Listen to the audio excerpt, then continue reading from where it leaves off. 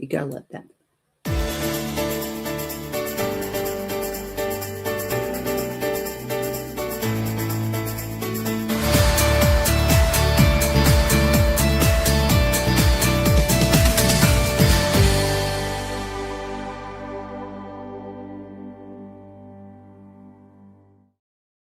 Hi, everybody. Welcome to Mark's Backyard Birds, Thursday live edition. Doing these every week now. It's been working out really well. We really appreciate you joining us tonight. And we are getting everything going. We got TikTok going. We got Instagram going. We got YouTube and Facebook. So a lot of people on different platforms. We always like to give them a little bit to join in. But first off, introduction. My name is Mark McKellar. For those of you who are new, I am a wildlife biologist. My wife and I, Melanie, over here. Hi. There she is. We own the Backyard Bird Center in Kansas City, Missouri, and we based our business on teaching. And YouTube has just given us a whole new avenue to be able to share, my love and passion for birds and nature. And it's taken off. You guys have been great supporters of us in the channel, supporting our online store. That helps, of course. Definitely helps us keep us going, and we can't thank you enough for joining in. I know we're busy people, all of us are, and then I really appreciate you guys that carve out this hour every Thursday night or occasionally when you can get on and be with us, because we love your questions. We love your just seeing where you are and your experiences and things like that. And like I said, tonight I didn't even load a single slide, because I just intended this to be a purely question and answer session, because I know spring is a time when a lot of stuff's happening in nature. For me, this yesterday, I had a ton of grackles show up. First time I saw them flying a day or so earlier, but boy, they were all in my backyard yesterday. Today, I didn't see a single one.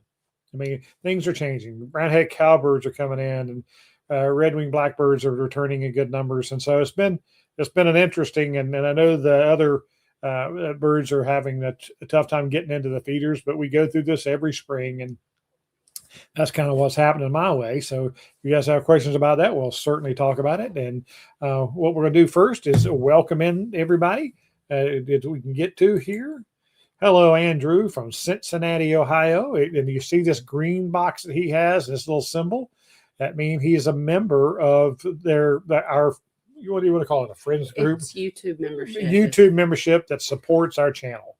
And the more of those that we have, the more YouTube, knows that people like us and they want to support us and push us out and get us into some markets that maybe we're not going. And so that's great. And thank you, Andrew, so much for that support. Hello, Frontier from SoCal. We were conversing recently. Greenwood, Indiana, Central India. Okay, everything. Thank you, Kathy. Welcome in. Hello, all. Oh, yes. Hey, Gary Beth, our store manager, my good friend. She and I got hit by the same hailstorm, and they're 4-inch hail, and she, like I, were dealing with insurance companies, the roof and the siding and the windows and the screens and 4 vehicles, and it's crazy, or it's no fun. And I know she's going through the same thing. So yeah, she broke a plexiglass on some bird feeders, the Lexan, whatever it is. It just busted a couple of those of hers, and trying to get those taken care of. All right, Sandy in from Kankakee. Howdy, old neighbors. All right, Sandy and Todd. And Todd's on tonight. Good. Hello, Lisa from Ontario. Hi, Rick from North Carolina. We're going to be traveling your way here next week sometime. We're going to be headed out east to get our daughter back down to the Myrtle Beach. So we'll be riding through that way. Not sure of our route just yet. So we will see what's going on. All right. You want to... We try to flag the questions. You guys checking in and saying hello to each other is a great thing. A lot of friendships have been made on this program. Hi, Brian. Oh, yeah. The hike starting next Thursday, and I guarantee you Brian will be on that our first hike this season. All right. From Central Indiana top. Good. All right. Yeah, that makes sense. Hello, Jay and Carol. We had an eastern towhee in our yard yesterday. So sorry about the house damage. Yeah. Yeah, it was a tough storm, no doubt about it. Hi, Boston guy. We did hi, Jim from Minnesota. All right. Kansas City. No, hey, Taylor, I don't know that you were on last week. Another one that will be on my bird hikes coming up in the spring for sure. Tuning in from Salisaw, Oklahoma. Welcome in, Kathy. And Cade and Baker. Yeah, absolutely. Hello, Amy from North Carolina. Yeah, I'll be out there, like I said. We'll be in South Carolina. Well, we'll go through North Carolina probably, but yeah. Yeah, that's true. Southeast Iowa, crazy warm here today. Yeah, the forecast is for 92 here in Kansas City on Saturday, which is insane. I don't know if I've ever seen 90s in March. The 35 years or whatever we've lived here now, it's crazy. Never seen a storm like we just had, so it's rough. Was there? Yeah, Rick. That's about a video. Great video nest earlier this week. Thank you, Rick. And you were the one who suggested that. And that video was long overdue, but I hope it helped. And I tried to, definitely emphasize how difficult the process is. There are some birds, the nests are very unique. And then there's a lot of birds' nests that are, just a few inches apart. The materials are the same, where they place them, things like that. So I thought it turned out well. Thank you. If you're going to post a question, put a question mark at the end of your question, and that helps. It helps us identify them. Yes, it actually puts a little question mark up there. Hello, Jen from Maine. Welcome in. Patty from Michigan. Welcome in. From Joe from Connecticut. Helping wildlife one snag at a time. There you go. Don't cut down those dead trees just yet. If they're going to fall on you or somebody get hurt, fall on your house. But yes, leave those dead trees up as long as you can. You have them trimmed back so that the limbs are not, and they are restaurants and nesting hotels for many, many birds. All right. Sherry from New Jersey. Hi, Sherry. New Jersey checking in there. Hi, Teresa. Yeah, it was a gorgeous day today. Sandy says, looking for James from New Jersey. James hasn't joined in yet. He may be down here coming. Yep. Mockingbirds have already fledged. My goodness. North Carolina nesting starts in the south early. I know that people send me videos of bluebirds and things. The babies are jumping all around the box. So, yeah. And we're, we've got my male and female bluebird were checking out the nest the last couple of days, carrying in some stuff. But we'll see. I mean, they may get lured into laying eggs early. They usually don't lay my eggs in March. Sometimes late March maybe, but we'll see what's happening. Lauren and Tyler from St. Charles, welcome in. Very regulars now. Question. Remind me what the frogs are that are singing nonstop. Those are Western chorus frogs that are singing right now. And then the next ones that will chime in, they're about the size of your thumbnail. And they make a lot of noise, especially with a bunch of them. Those males are getting going. And the next one to chime in will be in our area, the cricket frogs. You guys down south, I'm sure you've had spring peepers calling. We don't have those as far north in Missouri. In southern Missouri, they have them, but we don't. So Western chorus frogs. The robins have arrived in Ohio. All right. 30 cowbirds the other day. Yeah. The waves of them, they migrate a lot in those big flocks, and there they come in. Hello, Denise from Washington State. Good West Coast regular on here. Hi, Kurt from North Kansas City. We were still dealing with the insurance and all on my daughter's car, so maybe coming to see you. Ariana, welcome in from Arizona, I do believe. Ooh, grackle. Yeah, I hear you. I don't understand that. Goldfinch, binoculars, blue jay, wren. Thank you, Justin. Did I miss that? I don't know. Oh, Justin, who gives away membership. Yes. Yeah, yes. Absolutely. Okay, all right. Here's a question. Just moved to a house with a small pond in the back. What should I expect to see? Have a pair of Canadas and a pair of mallards. Obviously, great blue herons will visit it for sure. And if there's trees around it, you might look for green herons up in there, and a kingfisher may buzz by. And then, the ducks are pulling out. You may still see some coming through, but that could, like ringneck ducks or even hooded mergansers can even nest close to you. Wood ducks is obviously one you're going to want to look for. The phoebe should hang around that little pond. It's good. Yeah, you got to. Water's life, and it brings in a whole vast array of them. Okay. Where are you going? I just was looking for questions. Hi, Phil. Greetings from Winthrop, Mass. And our Carolina wren has returned singing to the wood neighborhood. That's good. Means he survived the winter. And that's a big thing, guys. I talk about these harsh stretches of winter, and Carolina wrens and mockingbirds are a couple that really usually can die off in real bad stretches. And I'm telling you, your heated bird baths or somebody around you with a heated bird bath has been the key to the survival of birds like that. We see, higher survivorship in winters like this in urban areas than we do out in nature reserves and things a lot of times because of the presence of unfrozen water for them. Absolutely. Good evening from West Michigan. Hello, guys. Yep, lots of fox sparrows and American tree sparrows moving through here this week. Paul and Tony. I'm gonna remember your name. I am gonna get it right, Paul and Tony. I'm gonna. You guys are taking some great pictures, and I love the fox sparrow pictures you posted recently. I love that bird. Okay. Big, impressive birds. Like we have. And I love the way they scratch like a chicken underneath that. Here's a question. All right. And a clutch of eggs, is there a usual percentage that turn out to be males, females? Nope, it's totally random. It's all chance. Exactly. Asking because we have so many males and it's not female.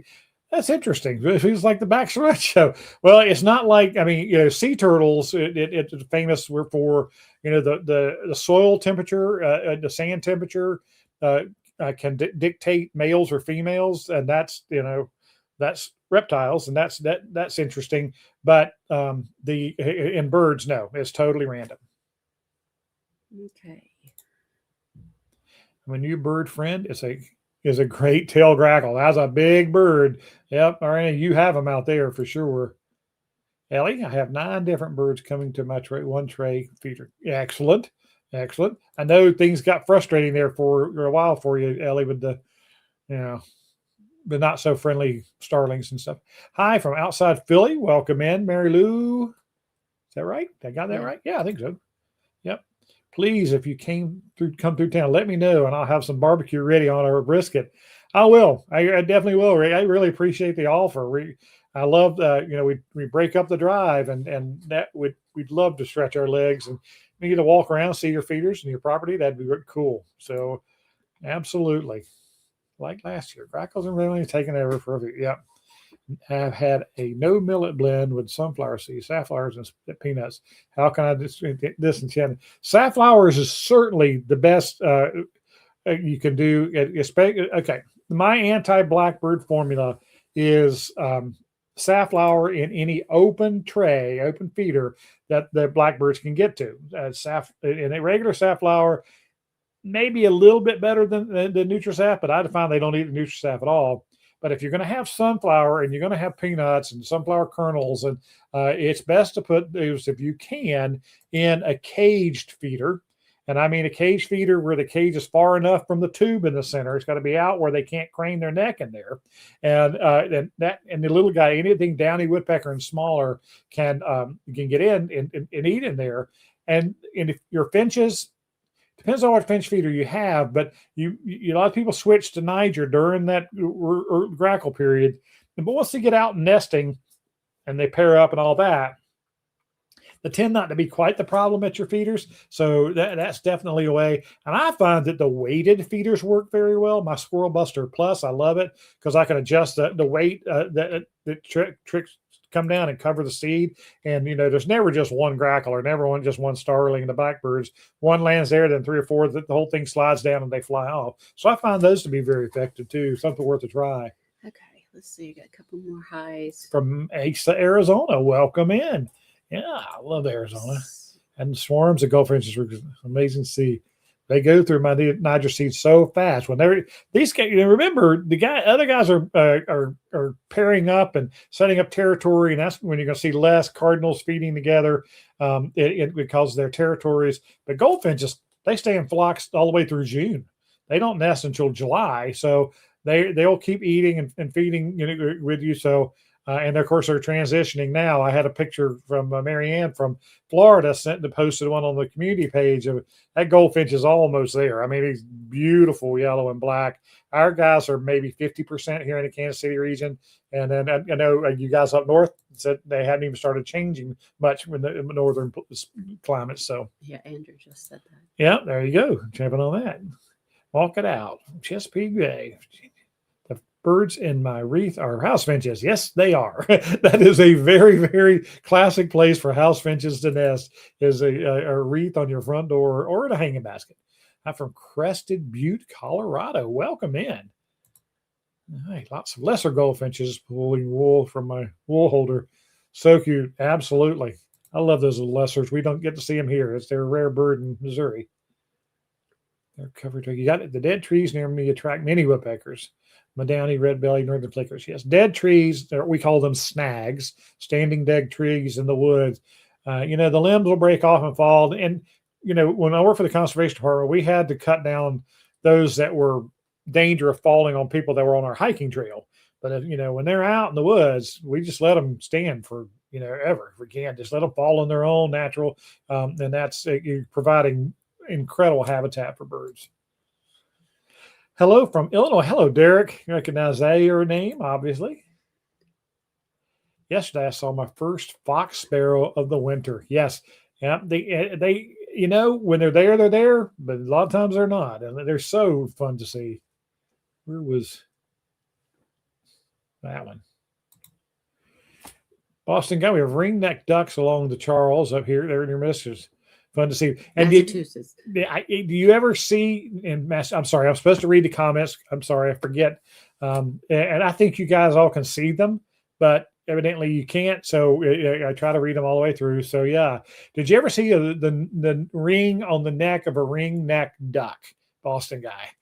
I tell you, I've only seen it maybe twice in my life, and I've been doing this for 40 years. That name is, you think red-bellied woodpecker is the name for that woodpecker, but ring-necked ducks, seeing a ring around his neck, you got to have a really good scope and be pretty darn close, and it's got to be holding its neck just right. So, all right, my cardinals and house finches are singing about every morning. Yes.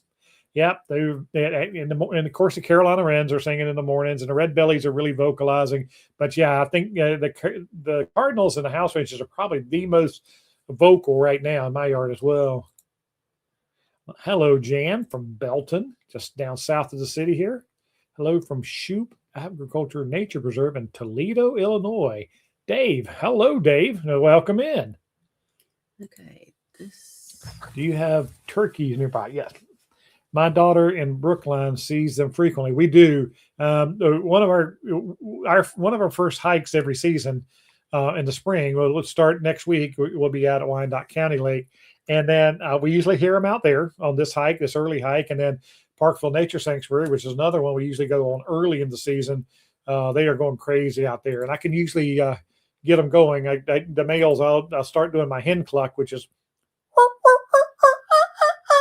And the males hear that and they go, and he gets all puffed up and children. So we love seeing them. Absolutely. So I think Michael is asking at Boston Guy, does he have turkeys? Oh, I'm sorry. I read that. It's okay. We have them here.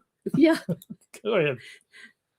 I have been seeing common ravens playing in the sky. It looks like they're playing. Well, maybe having courtship. That may be courting going on there, but they're just such smart birds. Okay. All right. Some folks have said not to encourage crows to visit your feeder. I like them to come because they discourage hawks. Your thoughts on feeding crows? I have no problems with crows coming to the bird feeders. What a lot of people's concerns about attracting them into your yard is that they steal eggs and steal babies from a lot of nests, and cardinals nesting in your yard, and pretty much any songbird. Mourning doves are terrible on mourning doves, chasing the adults off the nest and then eating the eggs and things like that. That's the main reason people are not crazy about attracting them. But hey, they've got to eat too. They've got to feed their babies, and if you enjoy them, in-shell peanuts is what a lot of people put out for them. But there's pluses and minuses of it. It just depends on how you feel about it. Yeah. Got a question. In our region, do house finches arrive? House wrens. House wrens. before they begin nesting. One brood. Carrie, they usually have 2 broods a year. And the house finches in our area, I mean, God, I can't talk. House wrens and it have historically showed up about the 3rd week of April. The males come in first, and then the females maybe a few days to a week afterwards. But the timeline's moving up on them. They're coming in a little earlier. But my experience has always been the male house wrens get here first, and they skulk around. They're not vocal at all. They just, you might see them, in the brush, and they're scouting out potential nesting sites. And so what they're doing is once they find a good 3 or 4, they prefer multiple hole cavities to show the female. And then he starts singing, and he'll fly around to each location and sing. And when the female comes in, he'll take her around, and she'll come in and she'll check out the nest boxes. And like I said, having 1 wren house is good. Having 5 is better. And that is an honest, not just a salesman. It's because it is true how they do that. I only put out natural stuff for nesting materials, or acrylic, and absolutely no dryer lint. Absolutely, Sandy. Good reminder. Yeah, we've got some, wool and cotton, and we've got nesting materials on the website, so you can find some of that. Oh, Melanie's pointing out, my producers reminded me, if you're enjoying the program, please give us a like, a thumbs up, or whatever format you're on.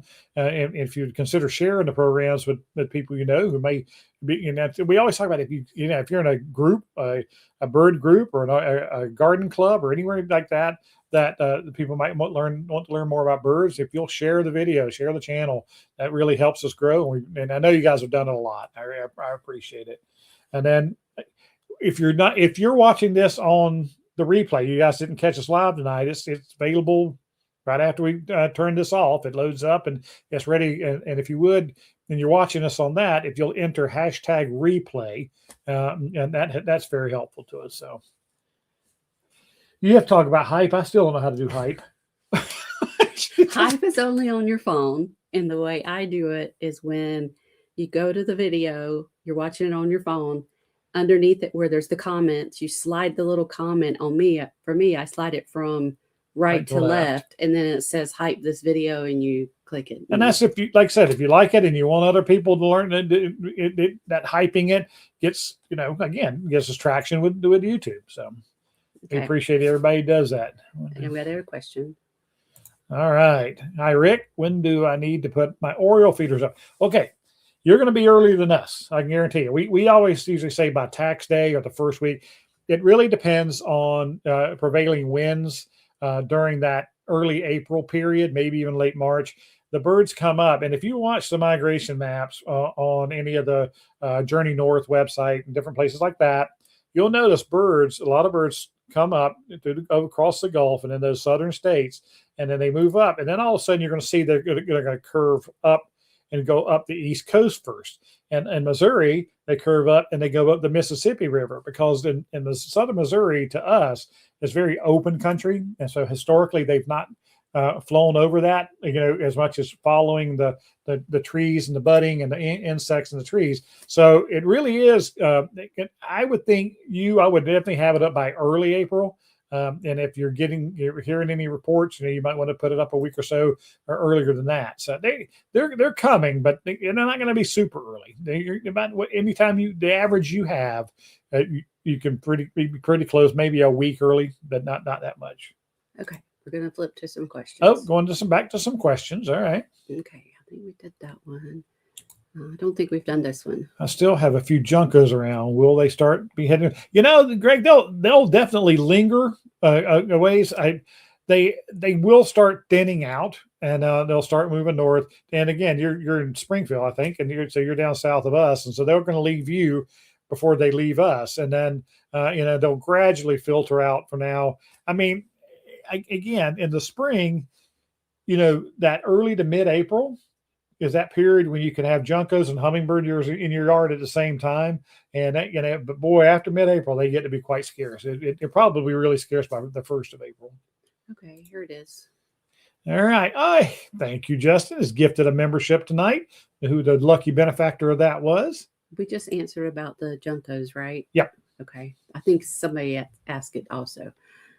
Oh, Can you do a video at some point on all the bushes that birds love eating from?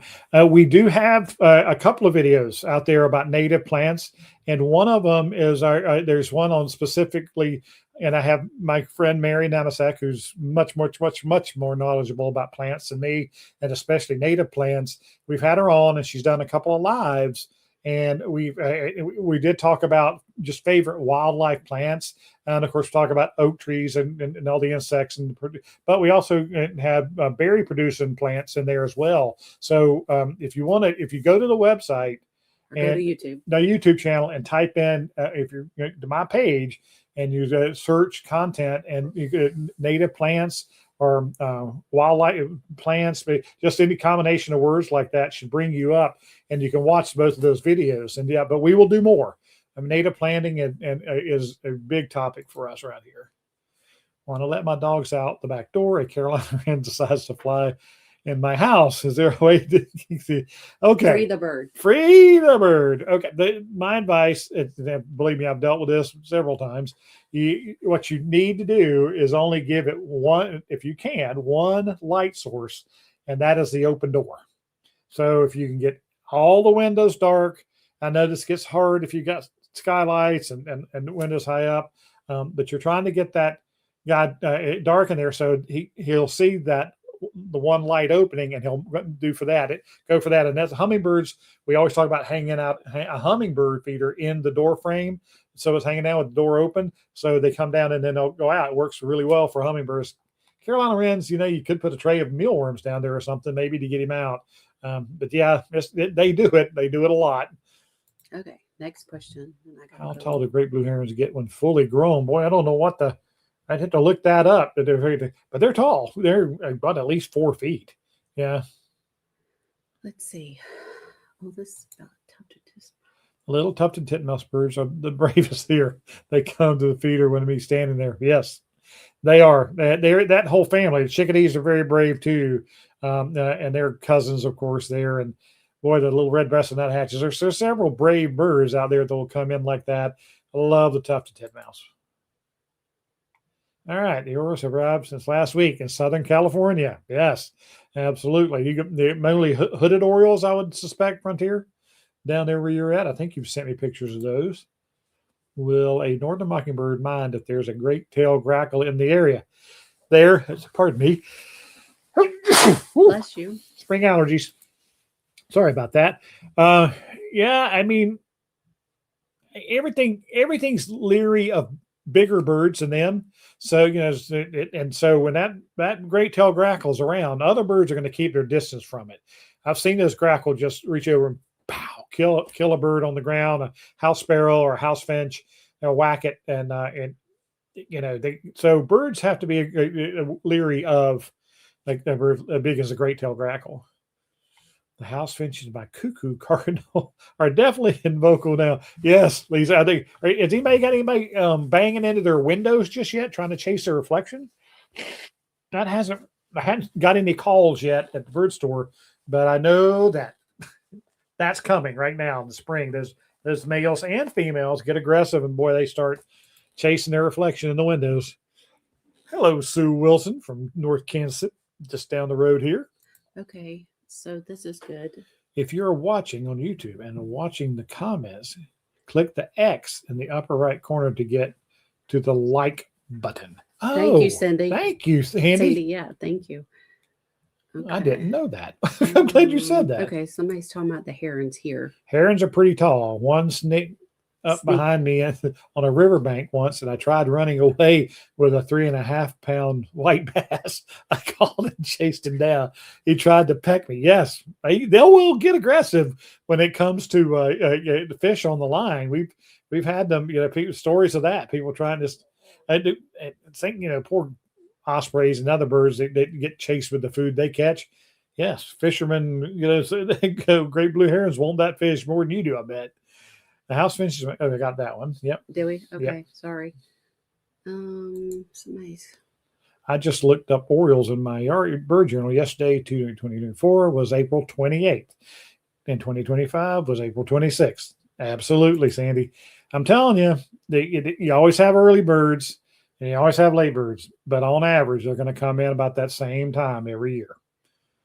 Is there any way to attract orioles without attracting yellow jackets? Last year, I put out an orange and jelly and found it immediately. I don't know what time of year that was. A lot of times in the early season part of the season, maybe the yellow jackets aren't as big of a problem early on. And when you're feeding orioles jelly, especially, that's usually during that initial period when they're coming back as a good energy hit for them. And then after that, the jelly, I would replace it with mealworms because they're going to be feeding their babies, and those mealworms are much more valuable to them than the jelly is.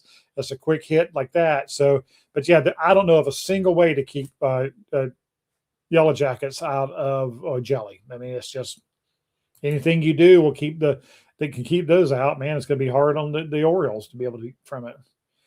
All right, James. Eastern bluebirds, mockingbirds, robins love poke salad berries. Yes, I always talk about growing up, and my mother would hanging the sheets and stuff out and the towels out on the clothesline outside, and they knew when the pokeberries were in because those robins would be land on there and a purple streak down the sheets. She'd get so mad to wash them again. Serviceberry last year, one of my favorite plants, Sandy. The serviceberry. It really fills a niche in fruiting bodies because it fruits really early compared to most native plants and cultivars. They mostly produce berries in the fall. Serviceberry does it really early. It's a great plant. It blooms early. It's beautiful, and it's native, which is great. Hi, Mark. I'm thinking of started offering dried mealworms. Any tips? Particularly wonder what type of feeder you feel works best and how much to put out at a time. Good question. Absolutely. The dried mealworms, to get them used to it, I really recommend starting with live mealworms. If you just do that once or twice, and the birds, they really love it. And if you've got babies, if you're feeding during the nesting season, the live mealworms are much better for the young and for the adults. And that is a way to get them started. And you can gradually switch them over to dried, and then feed dried, basically fall and winter, and through that period is a good scenario. So I do it a couple of different ways. I mix them. I'll take a handful and I'll mix it into my open tray with my Boardwalk Blend or Mark's No Waste, whatever I have in there. And so I mix it in with that. And then I have one suction cup feeder that sticks to the window that's got an open cup, and I put it in there because the squirrels can't get to that. And squirrels will eat mealworm. They're not famous for it, but once they find them, they'll eat them. So I usually just put them in an open tray. Some people, there's lots of creative ways to present them, but I find that the open trays are probably as good as any that I have found, and a cover on them. If you want to rehydrate them a bit, now remember rehydrating, and that is just soaking them in really hot water, about the same level as the mealworms, pour some hot water in there. Well, it softens them up, and it doesn't return any nutritional value to the dried ones, but it makes it more palatable. Some people like doing that. So you can try that as well and experiment with it. Next question. Should I worry about landlord removing brush piles? It has been there since November. Have any feeders? Have other feeders they visit, but it's country open fields here. Yeah, I mean, it just depends on your landlord. Like a homeowners association, places like that, I'm sure they would have something to say about it, kind of thing. But when the trees are leafed out and there's more hiding opportunities, maybe the brush piles, you can do away with it during the summer months. But if you can put it, in the fall, once again, build another one, your feeder stations. Mary Lou, I've read articles about seeing snipe doing an aerial dance in the March, but I've never seen to be in a good location. How do I know where to find a good winnowing location? I've never seen snipe do it. I've seen American woodcock do it, timberdoodles they call them, and yeah, they. If you search locally for woodcock sightings, I don't know if you have eBird. You can look them up, and it'll look search by you go your area and search by American woodcock, and it should bring up latest sightings, and it'll give the locations. We had here in Kansas City, there's some really famous places, the Jerry Smith Farm Park down south, Martha Lafitte over in Liberty, and then there's one of the places we used to go near here was a soccer field. But it had the bottoms were nice wooded riparian areas where those woodcocks hang out during there. Now, snipe are more wetland oriented than woodcocks are. So I imagine it being if you did for the snipe, it will give you some wetland locations with fields nearby. I'm assuming that's what I would look for. If you're not on eBird, check out eBird, and you can sign up and you can search for certain species, and it'll give you sightings in your area when last seen. For the first, hello, Ellie, I'm getting a lot of robins at my tray feeder. Yeah, in spring, is that normal? It is it's not super normal, but it's becoming more normal now, Ellie. It's funny because I hadn't seen a robin at a bird feeder for many years, except they were picking up maybe raisins and things like that. But they're getting used to hulless seeds and peanut pieces and mealworms and any fruit that might be in there. I just think it's them learning that these other birds are getting something to eat. I'm gonna go see what they're getting, and then they start at the feeder. And so you've got some working really hard at it. Okay. No one's asked me about bees at their tray feeders right yet, and that's something we see in the spring too. Especially with little honeybees, they'll land on peanuts, especially, and they lick like the little dusty coating off of them. And we'll get some calls on that here pretty soon. That's not that uncommon. All right, is it a safe idea to have a house run box in my yard with 11 different birdhouses in my yard? I tell you, that is not well. It depends on what your goal is. If you're trying to attract bluebirds, and you want bluebirds nesting in your yard, you don't want to have house run boxes anywhere near that box. That North American Bluebird Society has a statement against placing house wren houses anywhere near bluebird boxes, because they will go in and break those eggs. They're very, very territorial. And I would suspect they'll sneak in and out of almost any box you have up. You just can't have anything close to their nest box. They're just that aggressive and territorial when it comes to their nesting territory. How do we watch migrations online? There are a couple different ways you can do. You can, if you want to check on maps, there's a couple of good sites. One is journeynorth.org, and it'll give you you can bring up the map for monarchs. You can bring up the map for obviously hummingbirds of different species, orioles of different species, and it tracks several of those sightings on there, and you can submit sightings on that. And then, of course, a lot of people are doing this birdcast, which is the weather radars that are picking up on birds migrating, and they'll say 3.5 million birds moved last night, and it shows kind of the pattern that where they're moving. That's a good thing to look up. We ought to maybe we get the address on here. Yep. Okay. Oh, James Bandus is here. Hey, James, we were asking where you were earlier. He said James hadn't checked in yet. Welcome in. Mom and I got to hear and briefly see some woodcocks last week.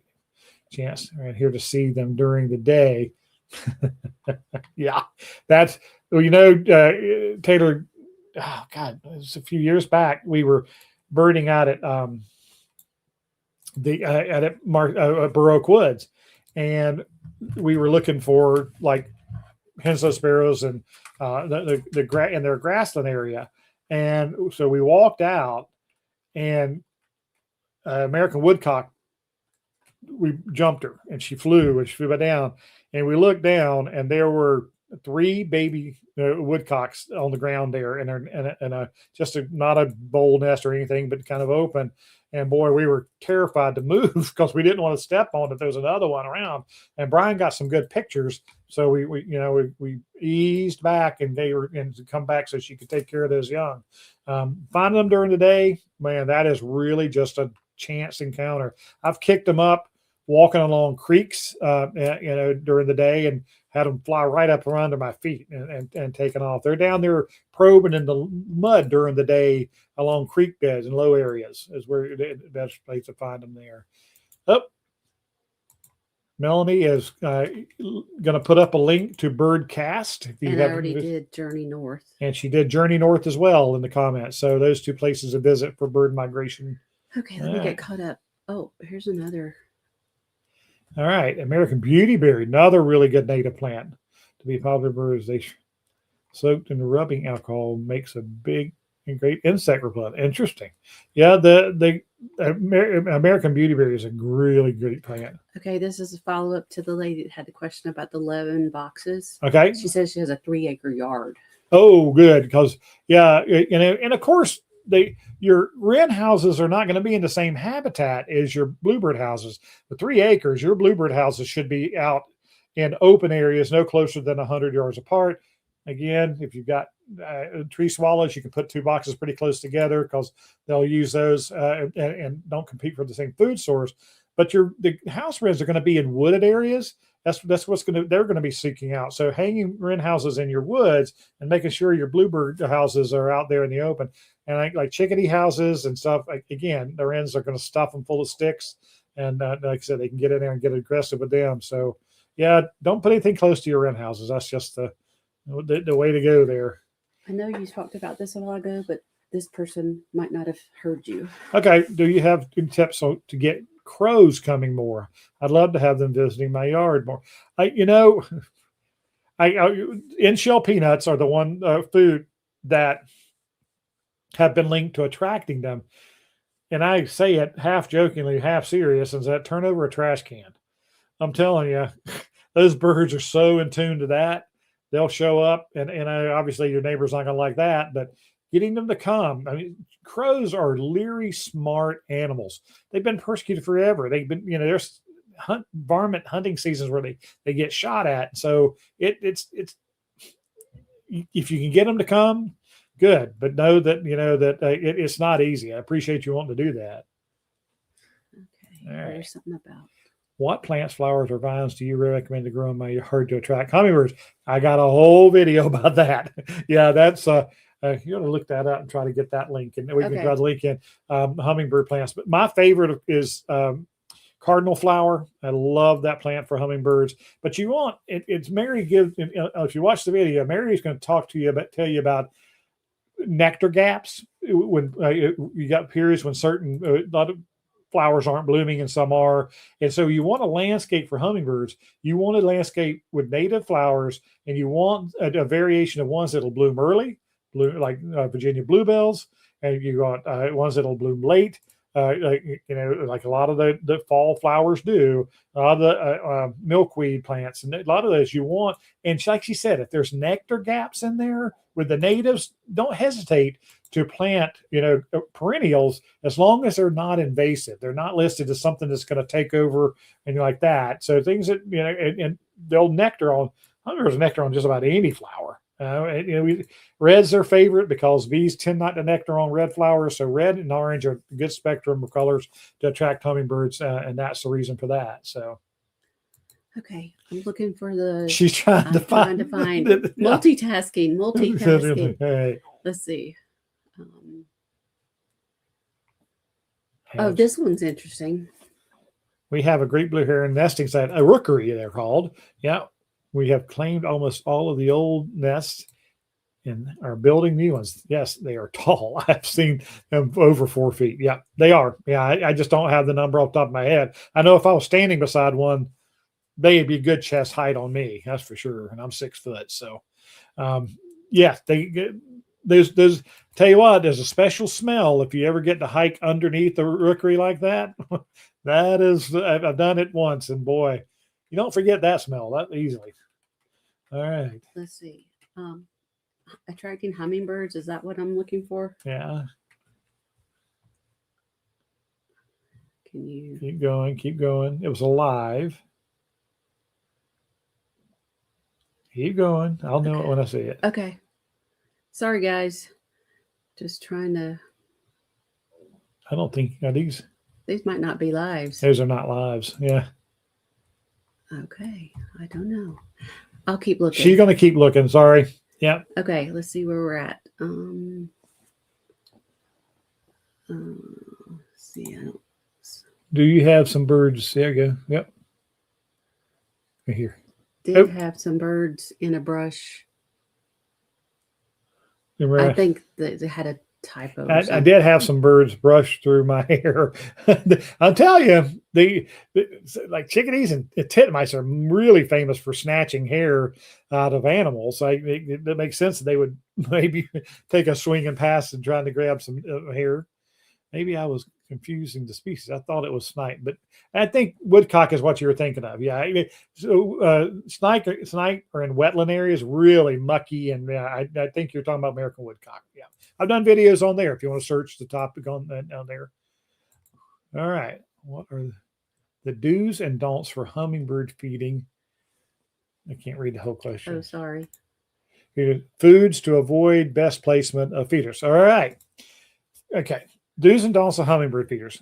Never use anything but just natural cane sugar. Do plain white Dixie Crystal or wherever you're from, just plain. Do never feed to mix up powdered sugar or brown sugar or artificial sweeteners, honeys. No, those are all big no-nos when feeding hummingbirds. Your ratio should be 4 parts water to 1 part sugar.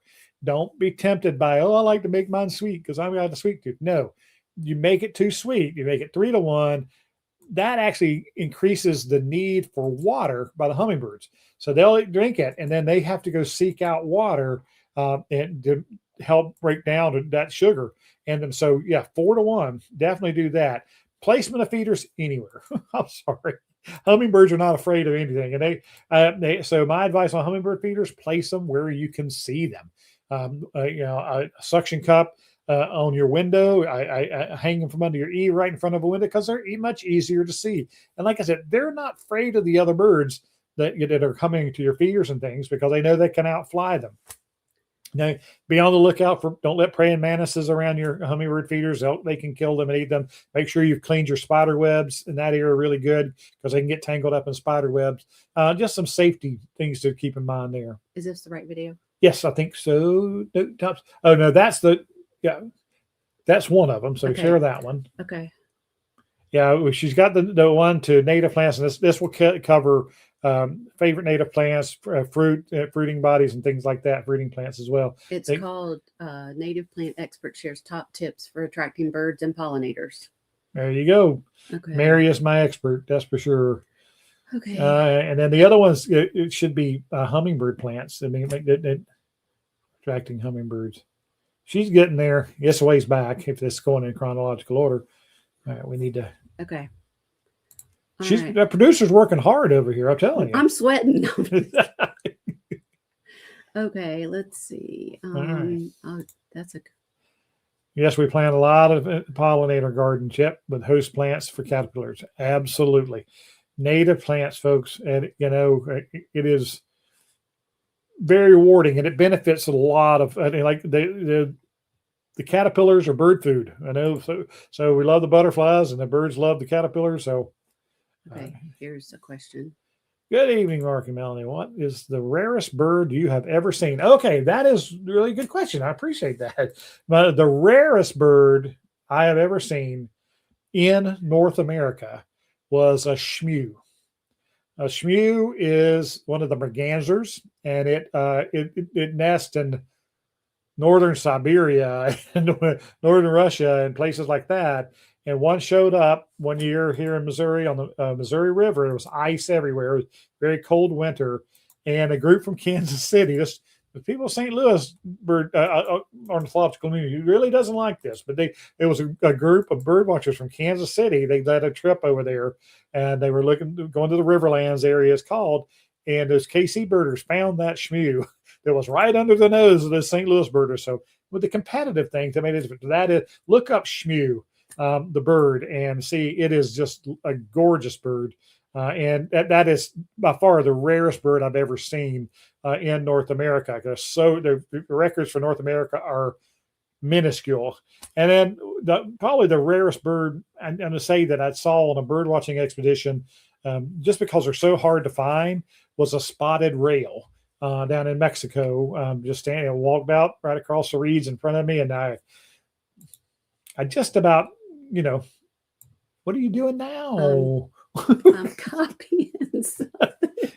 Sorry, Oh, you just got to keep talking. I got to keep talking. I get to an end of a question. Sorry. She's over there trying to find you guys these links. So, Okay. I'm trying. James Bandis, did you see my squirrel video? He jumped from the. Yes, I did, and I commented back to you. That looks like that limb's really hard to trim back, because that's what I would recommend.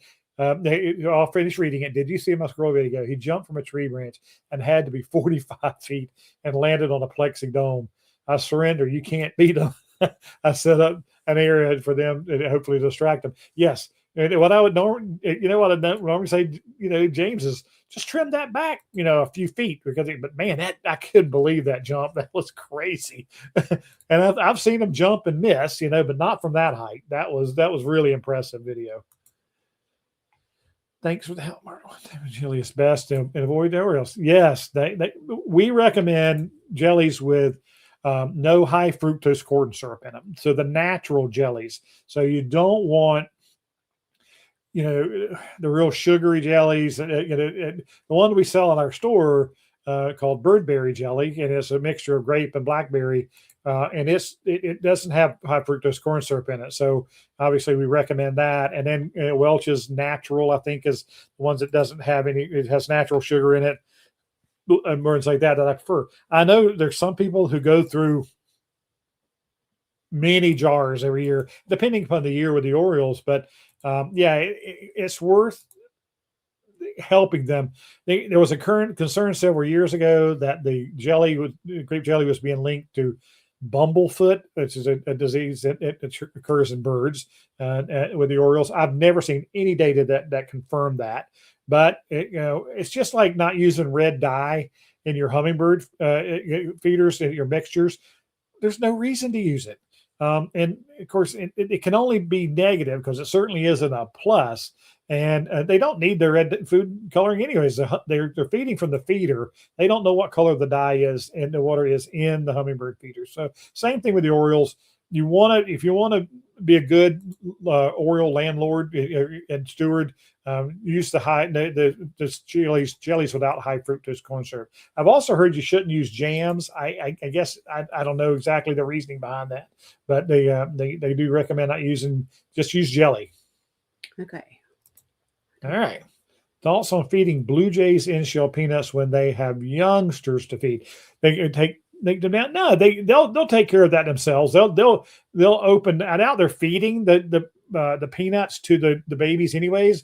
Those babies are pretty much eating exclusively insects when they're young. Now, of course, they teach them. They'll fly them into your feeder and teach them to grab those in-shell peanuts, and they take them somewhere and crack them open and eat them. So, nope, you're perfectly fine feeding in-shell peanuts during the nesting season. All right, I think a bird is pulling the strings out of my window. I had that happen. They do that? Yes, they do. And they were house sparrows at my house. I could actually see the silhouette of this bird landing on my screen, and I heard the sound. I went over, and he was taking his bill and grabbing it and ripping strips off of my window screen and flying off with it for a second. So yes, I know for a fact that they do that. Okay, here's a good question. Okay, is it okay to cut way back on feeding in the summertime? I feed a ton. Absolutely. It really is fine.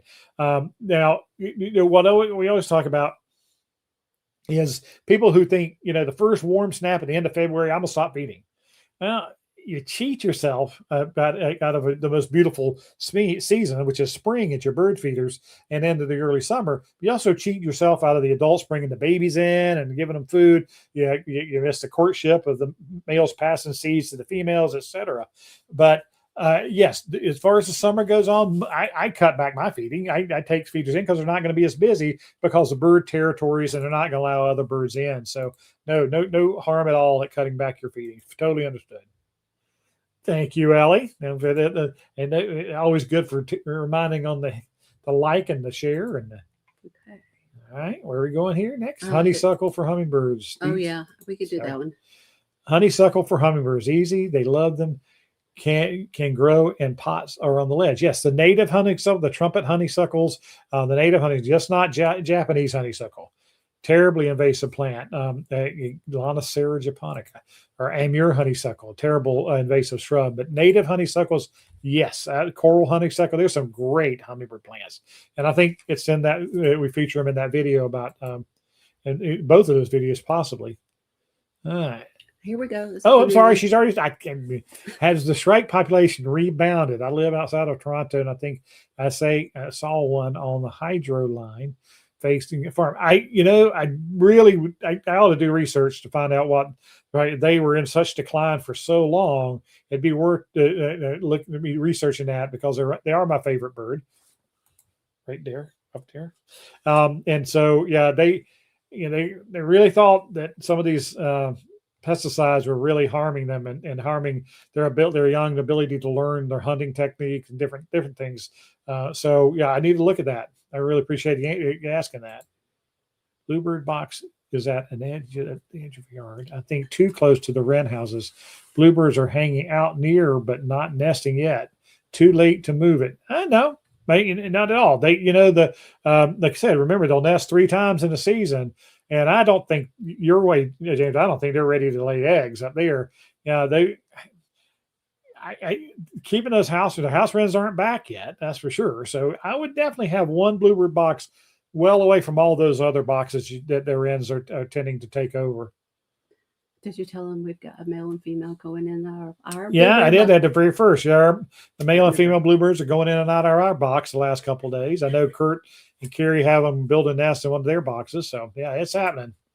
I like this one. She does a great job. You're exactly right, Sandy. Sandy says, I think your producer deserves a raise. Does she? She does a great job. Yes, you think I'm a double her salary. Sounds good. I saw like a shrike in one of my trees this morning. Beautiful birds. Absolutely. I'm jealous. I've never had that in any one of the yards I've lived in. Let's tell them a couple things. But a couple things Melanie wanted to slip in tonight. Don't forget we have these. What do you do? Go ahead. Oh, I was going to get the links. She's getting you the link, the activities book. Can you take that down? Yes, there you I'm go. trying. There you go. All right, and these are activity books for your kids. The young birders kit and the kids book. The age groups are. It's on that piece of paper right there. On that piece of paper right there. Okay, the kids book is for ages 3 to 5. And it's got all kind of fun pages in there. There's all kind I'm going to try to post the link. It's a digital download. It is a digital download. Then you can print them all. Yep. It's like 30 pages. And there's all kind of word searches and things for them in there. A lot of it's age information. Definitely age appropriate. So the kids, either for the younger group, the young or ages with the grades 2 through 6. So. Okay. If you've got kids, grandkids, that's definitely worth it. Okay. It's getting too stressful over here. All right. We're ready to do the giveaway. Yeah. We got to, tonight we're doing a giveaway. We're going to be giving away this, I can't tell you, this shoulder tote bag that Mark's Backyard Birds on it. It's good size, can carry a lot. Can carry 3 10-pound bags of birdseed in there if you wanted to. So, what we need you to do, and only to click this button, we need, if you're interested in me sending this to you, you want to enter the drawing, enter hashtag tote, TOTE, hashtag tote. And we are going to get this up so you can see the drawing when it happens. We're going to let it go let you guys enter for a while. They type in and we will. Okay, there's one question. Let's get this last question. Okay, yep, they're going to be typing that in. I had a bird eggshell on my tray feeder, which is not near a tree. So we carried yeah, it could be any one of the blackbirds. It could be a blue jay. They're famous for stealing those eggs. So and there are other birds that'll do it too. I hate to blame jays, and the corvid group is very famous for it. Let's just say that way. So, but yeah, aggressive starling, and it could be any of those. Thank you. Yeah, that is such a cool idea for the downloadable children's book. Yeah. Yeah, and I think I think we priced it at $7, which, I mean. Yeah, the lady who helped it actually put it together. She's an artist, and she did all the drawings in it and everything. Of course, I was doing all the editing and of course the information part of it, obviously. And but yeah, it's great. I mean, we got to get kids interested at a young age. My store is full, with people bringing in young kids and getting them excited about birds. So absolutely, it's important. Okay, I think they're probably ready for us to do drawing. Okay, you're going to say, we're going to okay, you got to give me a second. Okay. We're trying to figure out how to share the screen so you guys can see it. So just be giveaway tool, top one. Yep. All right. Okay, guys. All right. You should be able to see this. Okay. Can you move that over? Okay. You can still, you got a couple of seconds here before we start it to enter the drawing. I can't get that. Here, I'll do it. Okay. Can I start it from there? You got to do it from there. Got to do it from there. All right. Everybody ready? Let's see how many. It says 21 have entered. So here we go. This hopefully. Pretty cool, huh? This is what was happening last week whenever James Bandis, okay, the winner. Absolutely. Awesome. Okay. So what we think we need to do is, of course, we can't have duplicate winners, only one winner per like every 3 months or something. We're going to try to set that up so that it doesn't look like we're showing favoritism. That was completely random, folks. That's how that thing works. You guys saw it. That's how it works. And it started slowing down and then it stops. So it's pretty cool. So we're going to try to do this more. Absolutely. So congratulations, James. We will send it out to you. Everybody put it in your next birdseed order. I don't know. All right. Do they eat eggshells? Go down one. Yes. Birds do eat eggshells. They do. And a lot of people bake them. And they crush them up into small bits as grit for them, a source of calcium. You can definitely do that. And then, a lot of birds eat their own eggshells. That's for sure. Okay. Hello, from the Chicago Burbs. All right. And we're at 8:01, so I don't know if you try to stick in an hour to be courteous of your time. I've had a flock of about 40 cedar waxwing visit my bird bath daily for the last week.